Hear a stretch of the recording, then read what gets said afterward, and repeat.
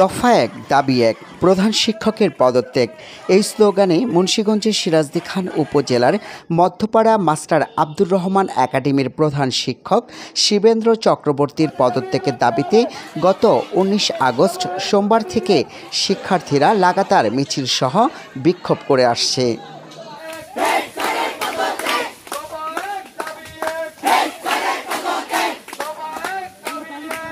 শিক্ষার্থীরা স্কুলের প্রধান শিক্ষকের বিরুদ্ধে নানা অনিয়ম ও দুর্নীতির ১৬টি অভিযোগ এনেছে। এখন তাদের একমাত্র দাবি প্রধান শিক্ষকের পদত্যাগ। কোনো দুর্নীতিবাজদের আমরা স্কুলে রাখতে চাচ্ছি না। এখন স্কুলটাকে আমরা দুর্নীতি মুক্ত করতে যাচ্ছি, সেজন্য আমরা আন্দোলনে নিয়েছি। প্রধান শিক্ষক শিবেন্দ্র চক্রবর্তী দ্রুত পদত্যাগ করে স্কুল থেকে বিদায় নিতে আলটিমেটাম দিয়ে বুধবার সকালে তারা ক্লাস বর্জন করে আন্দোলন করে।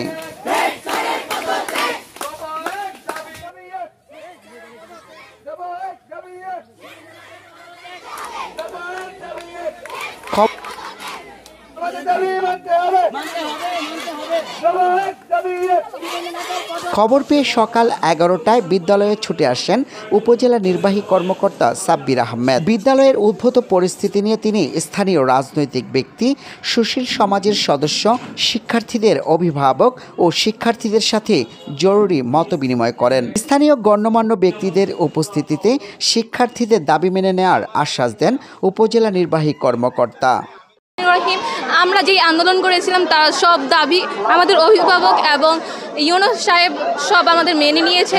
গত 3 দিন আমাদের স্কুলের কার্যক্রম অফ ছিল, কারণ আমরা হেসারের পদত্যাগের জন্য আন্দোলনে নেমেছি। এই কারণে আমাদের স্কুলের কার্যক্রম অফ ছিল। তো ইউনুস সাহেবের কথার আশ্বাস পেয়ে আমরা আগামীকাল থেকে স্কুলে ফিরে যাব ইনশাল্লাহ। ওনারা আমাদের থেকে টাইম নিছে, আমাদেরকে বলছে আমাদের সব দাবি পূরণ করবে, তাই আমরা মানছি। 1 মাসের ভিতরে আমরা দেখি আমাদের জন্য কি করা হয়। আপনারা তো সবই জানেন, আমাদের 3 দিন যাবৎ আমরা যে আন্দোলনটা করতেছি, এটার মূল কারণ হচ্ছে, সবার পক্ষ থেকে আমি বলতেছি, আমার মূল কারণ হচ্ছে আমরা আমাদের যে হেড স্যারকে আমরা চাই না। ঠিক আছে, এটা হলো মূলত প্রধান কারণ। আর আজকে 3 দিন পরে ইউনো স্যার আসছে আমাদের এখানে, এবং কি ইউনো স্যারের কাছে আমাদের কয়েকবার যাওয়া হয়েছে।